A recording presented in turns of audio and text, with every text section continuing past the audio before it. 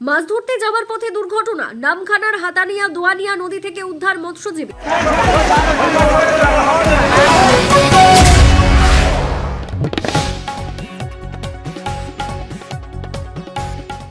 গভীর সমুদ্রে মাছ ধরতে যাওয়ার পথেই দুর্ঘটনার কবলে পড়লেন এক মৎস্যজীবী।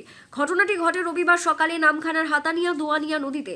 ট্রলারের কাছিতে পা জড়িয়ে উত্তাল নদীতে পড়ে গিয়েও শেষ পর্যন্ত স্থানীয় খেয়া নৌকার কর্মীদের তৎপরতায় উদ্ধার হলো শেখ আসাউদ্দিন নামের এক মৎস্যজীবী। স্থানীয় পুলিশ সূত্রে খবর, রবিবার সকালে এফবি তারামা নামের একটি ট্রলারে চড়ে 14 জন মৎস্যজীবীর একটি দল নামখানা ঘাট থেকে গভীর সমুদ্রের উদ্দেশ্যে রওনা দিয়েছিলেন। ট্রলারটি যখন হাতানিয়া দোয়ানিয়া নদীর মাঝপথে, তখন অসাবধানতাবশত ট্রলারের মোটা কাছি দড়ি জড়িয়ে যায় শেখ আসাউদ্দিনের পায়ে। কিছু বুঝে ওঠার আগেই কাছির টানে তিনি ট্রলার থেকে ছিটকে পড়েন মাঝ নদীতে। সেই সময় নদীতে ছিল জোয়ারের প্রবল স্রোত। মুহূর্তের মধ্যে স্রোতের টানে ভাসতে থাকেন ওই মৎস্যজীবী।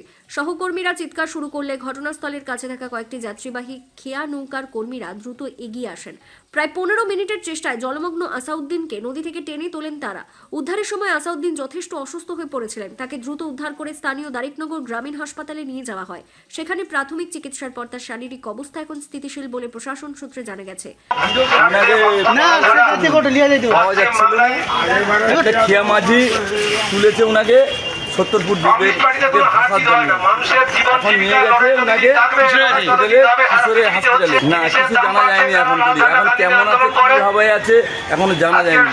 তারা নিয়ে বেরিয়ে গেছে।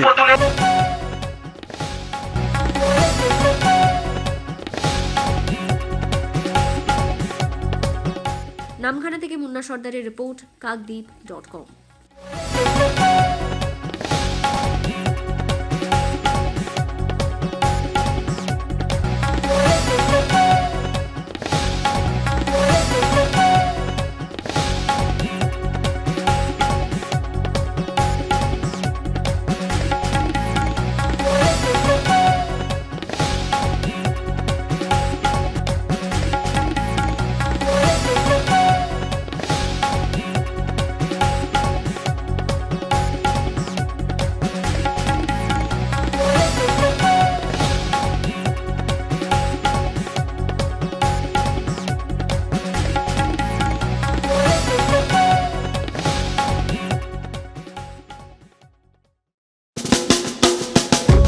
আধুনিক আসবাবপত্রের সঠিক ঠিকানা কিরণময়ী বেডিং স্টোর্স, কাকদ্বীপ, রথতলা।